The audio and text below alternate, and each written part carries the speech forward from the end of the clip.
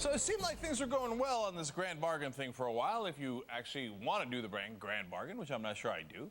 But, you know, it seemed like, hey, the Republicans are saying, hey, maybe we can raise a little bit of revenue. Of course, President Obama is saying a million conciliatory things. But then here comes John Boehner, and he's decided he's going to draw the line again. Here you go. Without spending cuts and entitlement reforms, it's going to be impossible to address our country's debt crisis and to get our economy going again and to create jobs. So right now, all eyes are on the White House. The country doesn't need a victory lap. It needs leadership.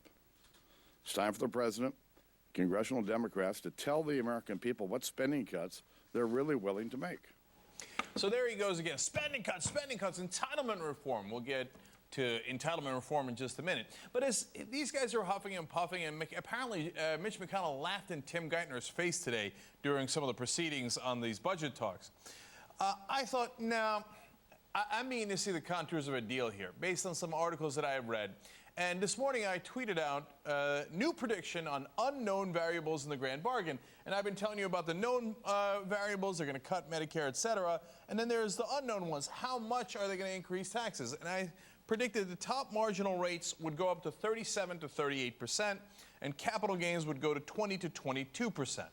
Now, I don't have definitive numbers for you saying, ha, I got it right. But then I read this in the Wall Street Journal today.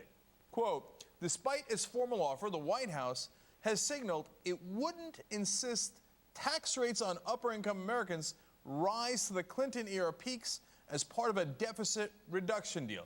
Now, do you understand that? The Clinton-era rates are 39.5%. All along, President Obama was saying, I'm taking away the Bush tax cuts. We're going back to the Clinton-era rates, right? All of a sudden, not really going back to the Clinton-era rates. That's why I was saying that, hey, you know what? They might increase the rates because President Obama has said it way too many times not to increase the rates at all. But although, as we've shown you, they've also hinted they might lower rates. But he's not going to go back up and take all the Bush tax cuts away. That's why I think it might be, the final rate might be around 37, 38%. We'll see if I'm right about that. Politico, by the way, same reporting as the Wall Street Journal on that. Speaking of which, they had more of the contours of the deal. They say it might be about $1.2 trillion in tax increases, but they say realistically it could be closer to $1 trillion. Well, now that's pretty similar to what we've been hearing.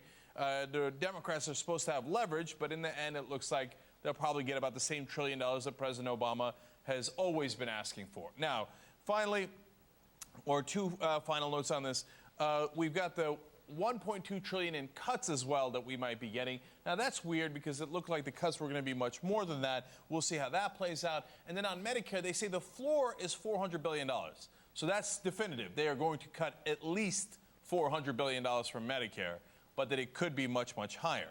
So speaking of Medicare, this is really interesting because I remember during the election, the Republicans talking about, we are the protectors of Medicare.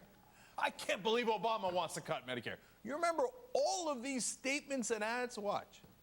Cuts the payments that go to Medicare by $700 billion. Now when you need it, Obama has cut $716 billion from Medicare. On Medicare, for current retirees, he's cutting $716 billion from the program because of those $716 billion in cuts. $716 billion.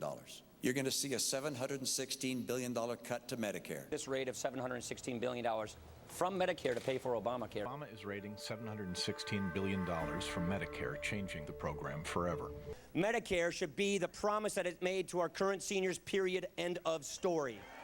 And Barack Obama has taken $716 billion from you.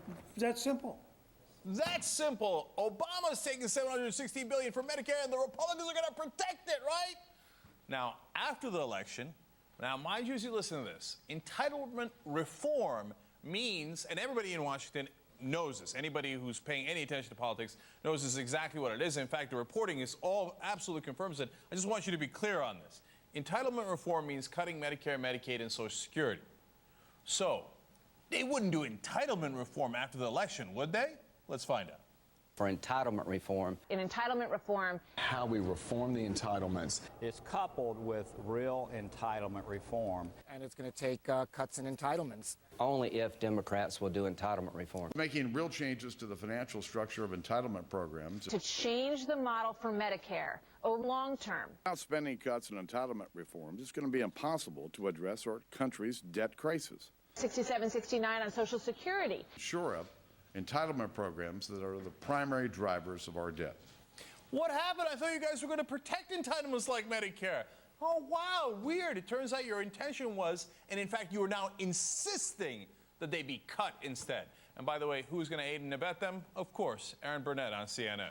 The bottom line is those entitlement cuts are going to be a lot more painful for both Democrats and Republicans, but they're going to have to do it. I love how CNN is supposed to be objective, unless, of course, they're pushing the pro-rich, pro-powerful, pro-establishment line of thinking. Then all of a sudden their anchors are like, you're going to have to do entitlement cuts. Take that money away from the middle class. Give it to the rich. What? We're the objective network. All right. Now, let me bring in someone who has a different view on the fiscal cliff than a lot of the people in the media. That's Robert Reich. He's the Chancellor's professor of public policy at the University of California at Berkeley. He's, of course, was Secretary of Labor under the Clinton administration. His new book is Beyond Outrage, What Has Gone Wrong with Our Economy and Our Democracy and How to Fix It. I'm actually very curious about that, but let's start with the fiscal cliff. So, Secretary Reich, you know, is it true that if we hit the fiscal cliff, that it would be devastating, and hence we must do cuts in Medicare and Social Security? Cenk, first of all, the fiscal cliff is a misnomer, as you alluded to before. It really is not a cliff. We can go over it, and a lot of people won't feel much if they go over it, particularly if Democrats do what Democrats say they're going to do, many Democrats, and that is pass a bill that makes the tax cuts retroactive to January 1st for the middle class. That's what Democrats should do. That would give them maximum bargaining leverage with Republicans. You know, we don't have a deficit crisis. That's another mythology that a lot of people in Washington, particularly Republicans, and a lot in the media are talking about. There is not a budget deficit crisis right now. In the years beginning about 10 years from now, we will have very large budget deficits, but those deficits are because of health care costs rising, projected to rise very, very high, and that's going to hurt Medicare and Medicaid, not because Medicare and Medicaid are the problems, but because underlying those Medicare and Medicaid programs are problems with rising health care. There are going to be problems for the whole country unless we get health care under control, and that's why we need a single-payer plan. That's why the Affordable Care Act, Obamacare, is a step in the right direction, but it is not where we need to end up.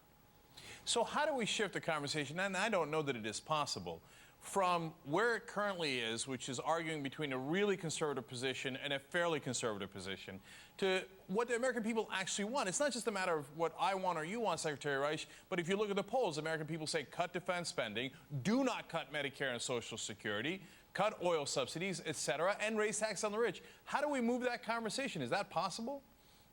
I think it is possible. I think the Obama White House, Democrats, particularly progressive Democrats in the House and in the Senate, and especially the new crop coming in January 1st, what everybody ought to be saying is, number one, and by the way, Cenk, this is just what they were saying during the election. So this is not a fundamental change in Democratic rhetoric. They ought to say, number one, the goal is jobs. Not just more jobs, but also better jobs. We're not going to get that if we have a kind of austerity crisis. If we consider the budget deficit the worst thing right now that we have to tackle, it is not the worst thing right now. Jobs and joblessness is the worst thing we have to tackle. That's number one. And number two, inequality. We've got to raise taxes on the rich, not just because it helps with the long-term budget deficit, the long-term deficit, but also because we've got to invest in people. We've got to invest in education and job training and infrastructure. We've got a lot to do as a country. We've got to strengthen our safety nets. And the middle class can't possibly afford any more taxes. That's why the rich have to pay their fair share. Let me throw Let me throw a quick question. If it's framed that way, in terms of jobs and public investment in all of us, I think that's a winning way of framing it. You're definitely right about that. And there's no question about it. The problem is that The guy in the White House is not going to frame it that way, and we already know that. Let me ask you specifically, if my prediction is right, and we'll go to the upper end of it and say the marginal tax rate gets moved up, but only to 38%. Capital gains gets moved up, but to only 22%. Is that a good deal or a bad deal? It's a bad deal. Because remember, the Clinton highest marginal tax rate on dual filers, on couples, which was 39.5, 39.6%, that is still historically very, very low. I mean, before 1980, the highest marginal tax rate in the United States was 70%. Under Eisenhower, it was 91%. Even when you consider all the tax deductions and all of the tax credits that the wealthy took in those years, the effective tax rate on the highest income people in this country was still about 55%, much higher than the 39% under Bill Clinton. And did the economy suffer? No, we did very well in the 1950s and 1960s. We actually had an economy that worked for everybody. The rich did not take home 24% of total income. They took home about 9% of total income, even before taxes. So what we need to do as a country is understand that we had a period of widespread prosperity. We need to go back to that kind of an economy. All right, Secretary Rice, thank you so much for joining us. Really appreciate it. Thanks, Jay. All right, now when we come back, President Obama and Mitt Romney had a lunch. The Young Turks have a secret recording of that lunch. Kind of.